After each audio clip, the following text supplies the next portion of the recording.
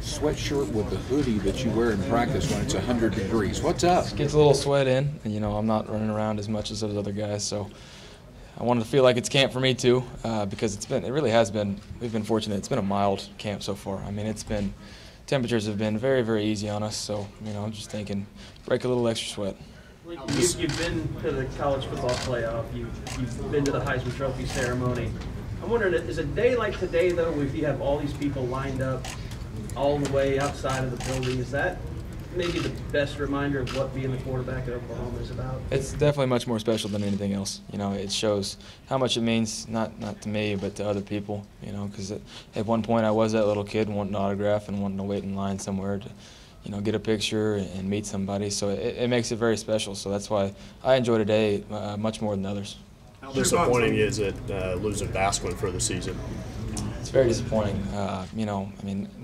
Not from my standpoint, because he was going to be a huge part of our offense. But he works so hard. He's worked for everything he's gotten ever since the day that he walked on campus. And I can speak for all of our teammates with the same opinion on that. Everybody thinks that he's one of the hardest workers in the program, and he deserves everything that he's gotten, and that it will continue to come his way. And that's the thing about it. He needs to realize it's not over. He's got a lot of time left here. So disappointing, yes, but he still has a very, very bright future ahead of him. As a fellow former walk-on, do you maybe empathize with him a little bit more? Oh, absolutely. Because I told him on the field right after he got hurt, coming from somebody that's been through a lot of ups and downs, it's not over. Keep your head high and keep working, because there's a reason he's here and why he was going to be a starting receiver for us. He's really worked, off the charts and put in the time and effort to get here. What's it like having your position coach now as a head coach too? He forgets about us. It's like we're the little people now. No, I'm just kidding. Don't actually quote that. No, it's a little different. We just quarterback room. We talked about it. We just have to be a little more responsible, because we know little things that Coach Riley normally would have had to deal with as just a QB coach and offensive coordinator. Now he can't. Waste the time working on us, so we need to take care of our own little business, and so he can worry about the other side of the ball and do his head coaching duties. Jordan Thomas, can you get out of here? Thank you. It's just the little things, so we have to be more responsible and just take care of our business, so it's not him wasting time on stuff that doesn't really matter. Can you talk about the competition in that quarterback room for backup between those three guys? It's a very, very talented QB room. I'd say it's the best in the country. Between Kyler, Austin Kendall, Tanner, and even Reese and Connor McGinnis have continued to get better and better. It's just, those guys, they're all good at different things. I still would say Kyler Murray is the fastest player on our team, but he adds such a different element to our offense when he's in there. And then Austin Kendall's just such a natural thrower. And so it's exciting to see those guys battle it out. Kyler did the same thing that I did. He played one year, sat out another, worked on his stuff for a scout team, doing all that, and then he's back and he's ready to go. So I'm excited for him finally getting able to get some real live experience. And then Austin Kendall's having to realize that he's right in the middle of a competition. That number 2 spot's not his. It's not locked up at all. So it's exciting to see those guys battle it out. Baker, you probably know Lincoln Riley better than any player. Has he been able to retain the same attributes you liked about him before, as from what you've seen so far as a head coach? Oh, he hadn't changed at all. Just for example, I think it took Jeff Mead razzing him for 3 weeks for him to finally get a new car.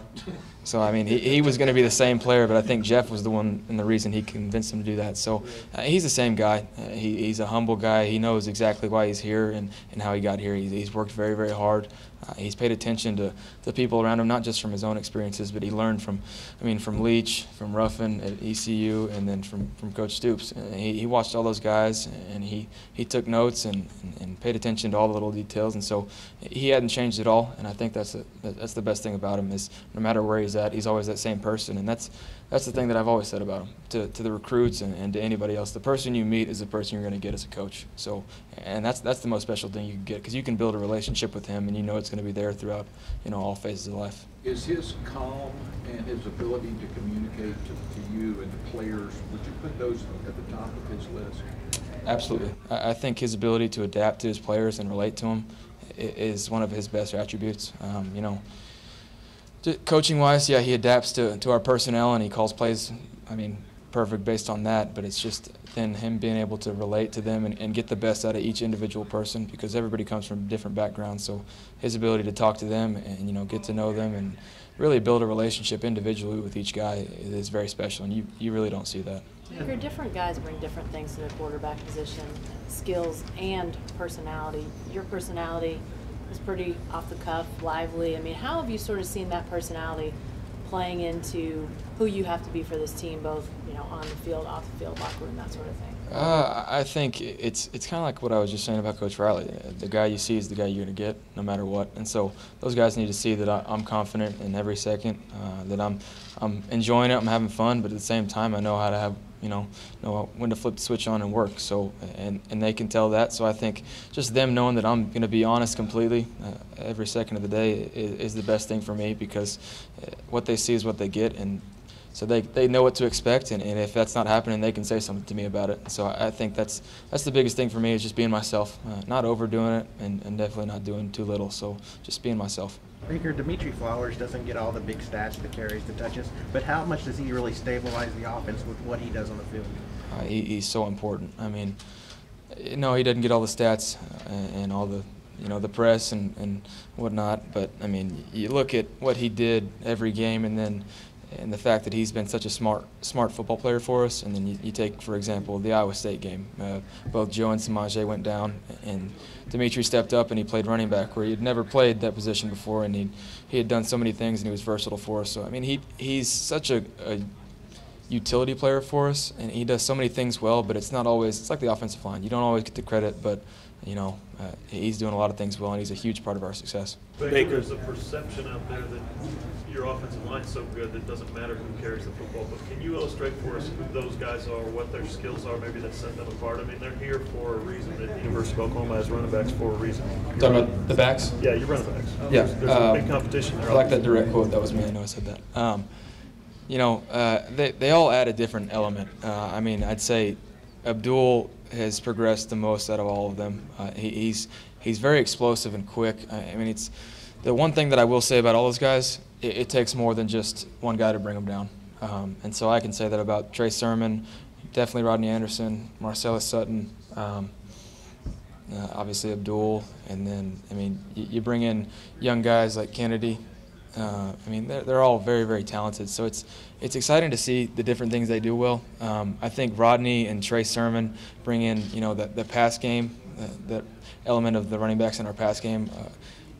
They add a good thing to that. I think Marcellus is just so explosive that I think he can really take it to the house at any time he touches the ball. So it's a deep running back room, and so I think the competition in that room is unlike any other we have on this team right now. So it's exciting to see. Baker, Joe, the last couple of years has been such a big part of the offense of what he's able to do, catching out of the backfield. You mentioned a couple of the guys who can do that. How important is it in this offense, and where do you see that element of the game going without Joe now? It's huge. I mean, talk about our running game. It starts with that. I mean, that's what really sets the whole offense and builds the base for it, is the running game, and then you add in how that affects the play action. And so based on that, teams can't, load the box up like they would want to, and once they get people out of the box, I mean, we're able to put the running back in the pass game as well. So it's good for us to have guys that catch, because you can't forget about those guys. I mean, talk about swing screens. I mean, just even check downs, stuff that if they cover all the receivers downfield, you dump the ball down to a back, and he can break a tackle. Like I said, all those guys can. It takes more than one guy to bring them down. You break one tackle and you turn it into a big explosive play. So it's important for us to have them, in tune with our passing game, because the little things with them turn into a lot of big things for the offense. You mentioned Abdul. How far has he come in that regard? I think Jay said that he couldn't catch hardly anything last year, and he has been couldn't making catch a cold when he first got here. But I mean, he's catching the ball really well. I mean, he's doing things that our receivers are doing. So I mean, the progress that he's made since he came in the door, I mean, it's very proud of him for the work he's put in. But he's going to be a huge part of the offense based on the fact that he's been able to, upgrade his passing side of the game. Baker, what Mark Andrews has been able to do when he catches the ball, I think, gives rise to wondering, what he might do if he caught it a fair amount more. What do you think would be a good season from him, and how often would you like to be targeting him? I mean, I wouldn't say, I wouldn't put a stat line on it, but obviously we need to get the ball to him more. If I was a smart guy, I'd think that his catch-to-touchdown ratio would make me look a little better, so I think I'll do that to make our team win. So, I mean, he's a guy that you have to pay attention to just because of how, he can run like a receiver, but he's big enough to where he can play with the big boys and block too. So he needs to be on the field at all times, and we need to utilize that. And he's going to be a huge part of the offense, and I think he's going to have a great year. DD last season was such a big part of the long passing game. Now you have a guy like Jeff Cadet come in from Kentucky he was so good at that last year. What have you seen from him in camp so far, and how can he help you guys in that area? Jeff's been huge for us. I mean, he's another speedster element on the outside. I mean, not just him. We got a bunch of guys. They can go down the field and get it. But Jeff's been huge, and he's perfect for this team because he adds that veteran and experienced leadership into our locker room, which was what we needed out of Geno Lewis last year. And so it's comparable to that, but I think Jeff adds a whole different element with the deep ball. And so he's able to go up and get it. I think he's a guy that tracks the ball down the field really well, which is something you're either born with or you're not. So it's good to see that we got a guy like that in our locker room.